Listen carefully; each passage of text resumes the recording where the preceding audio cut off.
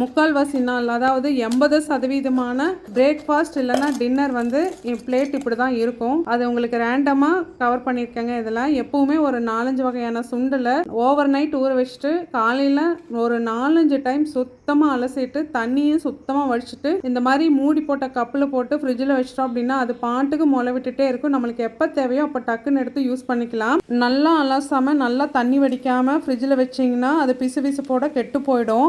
அதனால் அதை கொஞ்சம் ஜாக்கிரதையாக தான் நம்ம வைக்கணும்.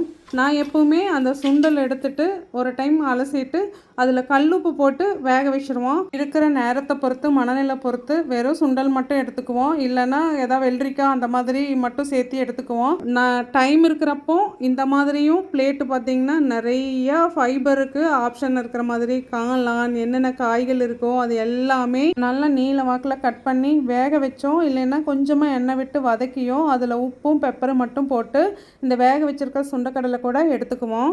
அரிசி கோதுமை உணவுகள் கார்போஹைட்ரேட் இதெல்லாம் முடிஞ்ச வரைக்கும் மத்தியானம் இருக்கிற மாதிரி பார்த்துக்குவோம். இது எல்லாம் நாங்கள் வீட்டில் இருக்கிறப்ப தானுங்க நடக்கும். வெளியில் போகும்போது ஃபங்க்ஷன் ஏதாவது அட்டன் பண்ணுறோம் அப்படின்னா அங்கே இருக்கிறதுல எது பெஸ்ட்டோ அதை பார்த்து சாப்பிட்டுக்குவோங்க. இந்த நரிப்பயிர் இது பாருங்களேன், இதுவும் நாங்கள் முளை கட்டி வச்சுருக்கோம். இது முளை கட்டணுன்ட்டு இல்லை, நான் ரெடியாக ஊற வச்சது இருக்கட்டும் அப்படிங்கிறதுக்காக. ஆனால் பிசுபிசுப்பு வராமல் இருக்கணும்னா நல்லா அலசிட்டு தான் நம்ம அந்த ஃப்ரிட்ஜில் வைக்கணுங்க.